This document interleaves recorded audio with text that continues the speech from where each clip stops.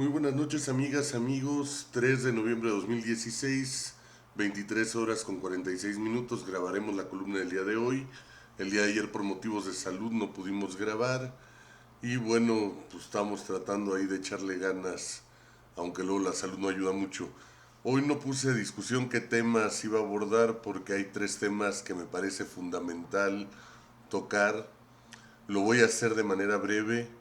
Voy a tratar de seguir algunas opiniones que nos han dado algunas personas a través de la página de Facebook, y en particular hoy platiqué con un gran amigo, Paco Curia, a quien mando un fuerte saludo. No voy a empezar con algunos de los temas que él y yo conversamos hoy, pero tomaré en cuenta muchas de sus sugerencias. Paco, se te quiere. Hoy voy a hablar de tres temas fundamentales. Primero, el tema de Morelos. Aparecen 4 estudiantes asesinados, pero no son los únicos. Ha habido el asesinato de activistas sociales. Hay un problema de fosas clandestinas que aparentemente fueron consentidas por el gobierno del estado. Hay un problema de violencia creciente, de inseguridad y de ingobernabilidad, mismo que ha llevado a niveles de movilización muy complicados que han agrupado a gran parte de la población en contra del gobierno del estado. Y me parecería falto de ética y falto de seriedad no decir que hoy considero que la salida adecuada para el estado de Morelos es solicitar de manera inmediata la renuncia del gobernador Graco Ramírez. En su caso, investigar si tiene responsabilidades legales más allá de las que derivarían de su propia renuncia por la incapacidad que está teniendo para gobernar el estado, y de haber responsabilidades legales, lo cual veo muy probable, que se le sancione con todo el peso de la ley. Nosotros no podemos ser comparsas de ningún gobierno que no represente los intereses de la gente. Y en Morelos hay un desgobierno que no responde a intereses populares. Quiero dejar muy claro también que en esta parte de la videocolumna hablo absoluta y estrictamente a título personal. No hablo a nombre del grupo político en el que milito, ni pregunté en el grupo político si podía decir esto, porque afortunadamente es un grupo libre donde se respeta la difusión de las ideas de cada uno de sus miembros. No sé cuántos o quiénes de quienes son mis compañeros de grupo compartan esta opinión, no la he sometido a consideración, y seguramente también habrá quienes no la compartan y están en su derecho de dar los argumentos que consideren necesarios para defender a un gobierno emanado del Partido de la Revolución Democrática. A mí en lo particular me parece que el gobierno de Graco ya no tiene margen de maniobra para la gobernabilidad, no tiene cómo recomponer el tejido social, no tiene cómo acabar el estado de descomposición permanente en que vive el estado de Morelos, y lo que más abona para un proceso de beneficio a la población, que tiene que ser el interés primordial de quienes hacemos política, es su renuncia. Más allá de si es un gobernador egresado del PRD, más allá de si es miembro del mismo partido político que un servidor. Al contrario, creo que lo mejor que puede hacer el Partido de la Revolución Democrática hoy es exigirle cuentas a sus gobiernos y exigir que sus gobiernos se apeguen a nuestro programa político. Si nosotros hacemos que nuestros gobiernos se apeguen a nuestro programa y respondan a los intereses populares, es la mejor manera de rescatar al PRD, y no siendo comparsas de gobiernos incapaces, ineficientes, corruptos, e incluso en este caso que permiten el asesinato impune de lo más valioso de su población, que es su juventud.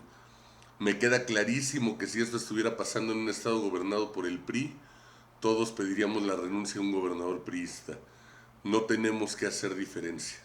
Es mi opinión, insisto, asumo que la digo a título personal, y asumo también si algún compañero del partido, de mi expresión o de la organización en que milito cuestiona mis palabras y las quiere debatir. Siempre he sido un militante que da la cara, que habla a título personal y que dice lo que le parece honesto para construir opciones que beneficien a la población, por encima de intereses de grupo, de partido, de cofradías.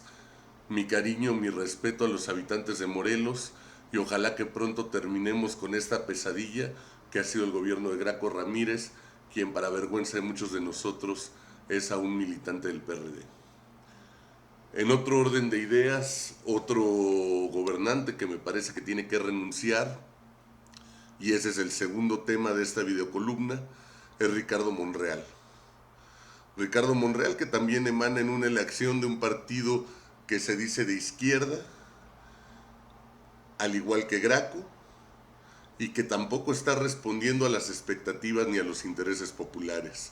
Van al menos 3 escándalos muy fuertes que debieran llevar a la renuncia inmediata de Monreal, que está más preocupado por tejer una candidatura a la jefatura de gobierno, o bueno, a la gobernatura de la Ciudad de México, que por gobernar a la delegación Cuauhtémoc, y desde un principio así lo anunció. Él dijo que él llegaba a la delegación Cuauhtémoc como un paso rumbo a la jefatura de gobierno, ahora gubernatura.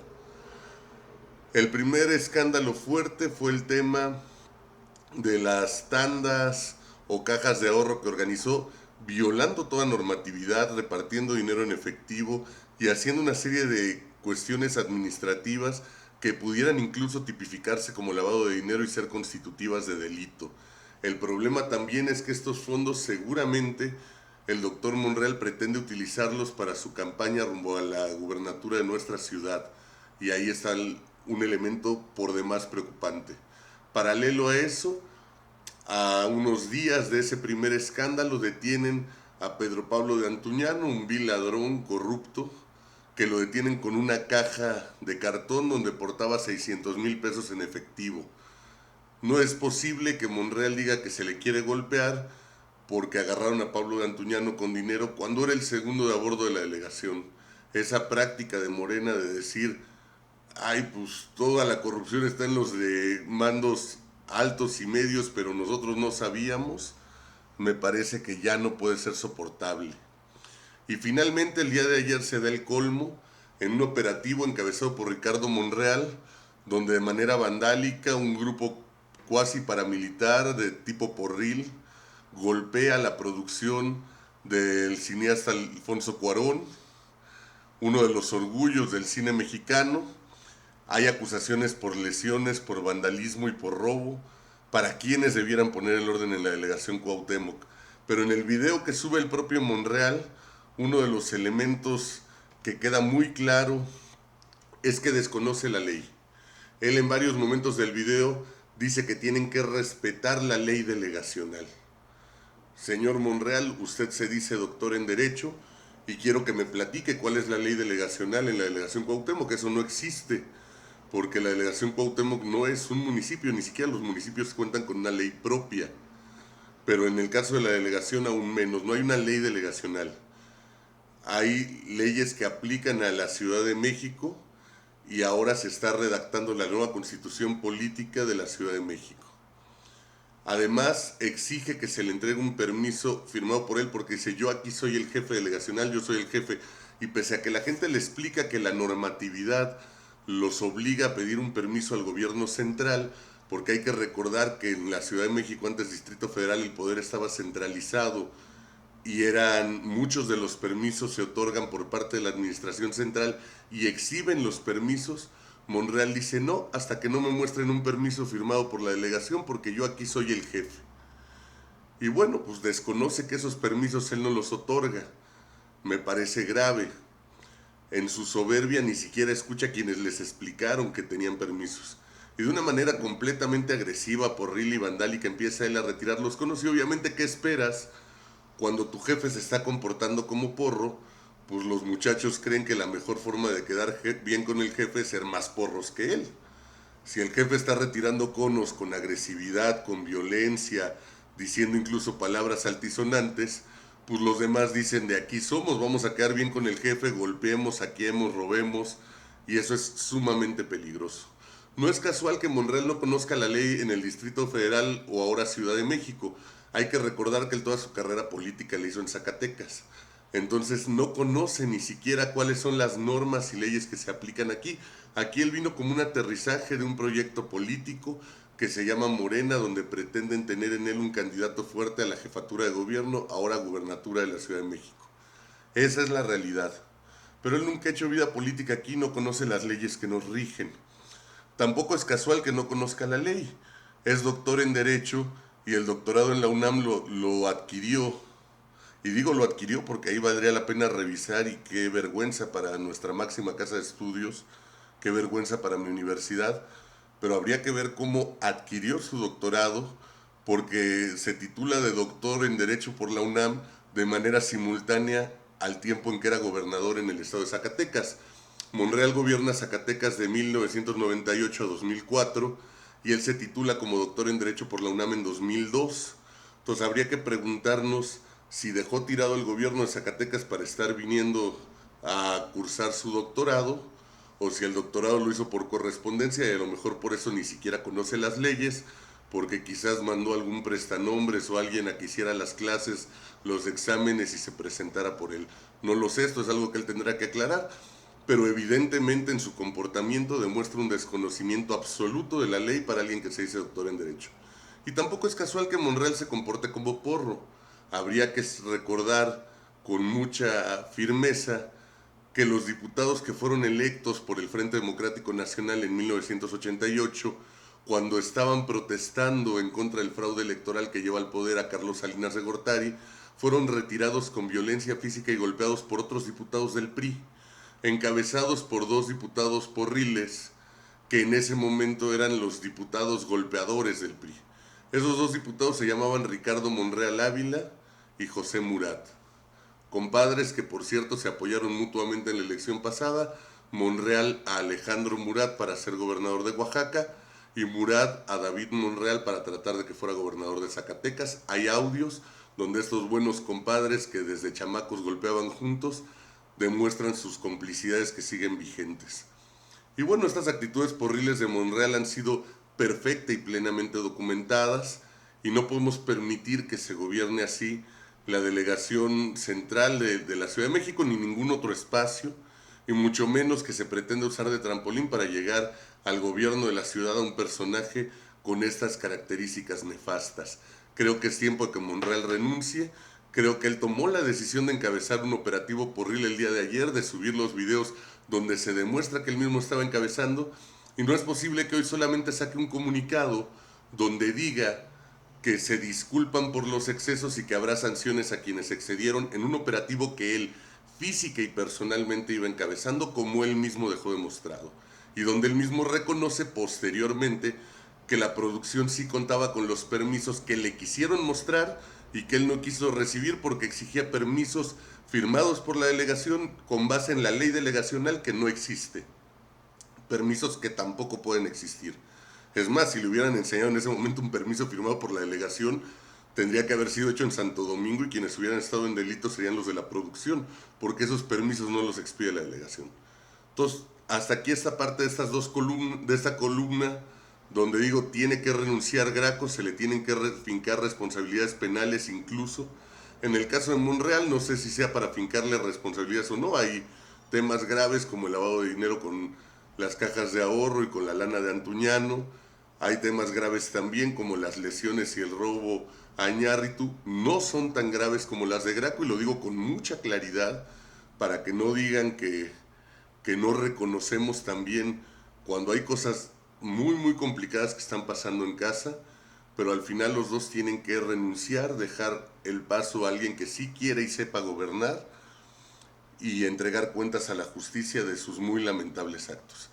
Y finalmente concluyo esta columna con el tema de la ampliación del periodo de los magistrados que fue aprobado hoy en la Cámara de Diputados, donde se violentan todas las normas legales, donde se demuestra que los magistrados electorales fueron electos por cuotas de partido, y para cumplir el berrinche de un partido político que en la cuota no le había tocado un magistrado de 9 años en este escalonamiento que se aprobó en el transitorio de ley, violentan todo el procedimiento, violentan toda la normatividad, violan la Constitución, reforman un transitorio que ya no existía porque había perdido efecto, lo cual es un acto nulo de derecho, y al final del día nuestros diputados encargados de elaborar las leyes que nos rigen se las pasan por el arco del triunfo y aprueban una ampliación de término a magistrados para repartirse cuotas. ratificando un dictamen del Senado de la República. Y aquí quiero hacer dos menciones. Primero, en la Cámara de Diputados hubo una defensa fuerte en contra de esta aprobación del dictamen por parte de toda la bancada del PRD y de la bancada de Morena. Me parece que hay que decirlo, se luchó en contra de esta ilegalidad. Por desgracia, en el Senado de la República, la bancada del Partido de la Revolución Democrática votó a favor del dictamen, salvo el caso del senador Isidro Pedraza, orgullosamente Galileo, orgullosamente parte de nuestro equipo, y hoy también la defensa por parte del Partido de la Revolución Democrática de la legalidad y en contra de esta ampliación de término de los magistrados se dio en el lado del PRD de manera muy orgullosa por Guadalupe Acosta Naranjo y por Daniel Ordóñez, dos grandes compañeros dirigentes galileos. Galileos demuestra que sigue comprometido con la ciudadanía por encima de acuerdos cupulares, y yo quisiera volver a pedir a través de este medio al coordinador de los senadores del Partido de la Revolución Democrática, al senador Miguel Barbosa Huerta, que nos explique por qué están llevando estos votos en el Senado. Él, que se preocupa tanto de que el PRD no se desdibuje, tendría que explicarle hoy a la militancia del partido qué hay detrás de violar la ley, de ampliar el plazo a magistrados repartidos como cuotas de partido, violentando toda la legalidad y poniendo en entredicho a quienes tendrán que calificar la elección presidencial de 2018, poniendo en un estado muy grave al país, porque al tener magistrados con falta de credibilidad para calificar la elección, pueden poner la propia elección en riesgo. Senador Miguel Barbosa, ¿por qué impulsaste el voto de la bancada así? Y la bancada en su conjunto, porque al final del día no son niños y más allá de los acuerdos que tome el senador Barbosa, ¿por qué votaron así? Tendrían que explicárselo al partido, tendrían que rendir cuentas, porque esto evidentemente es violatorio de nuestro estatuto. Tenemos que dar la lucha, tenemos que dar la batalla, se va a impugnar, se va a luchar en una acción de inconstitucionalidad. Esta ampliación de término del plazo de los magistrados no va a pasar, es inconstitucional, es ilegal, y confiamos en que la Corte le eche para abajo, con la vergüenza para los diputados que la aprobaron, los senadores que la aprobaron, y restituyendo con orgullo y dignidad para aquellos que hoy dieron una batalla muy importante para que esta fechoría no se cometiera. Seguimos avanzando con mucho cariño, aquí estamos. Esta videocolumna espero que haya sido de su interés, de su agrado. Les mando un fuerte abrazo y que tengan una excelente noche.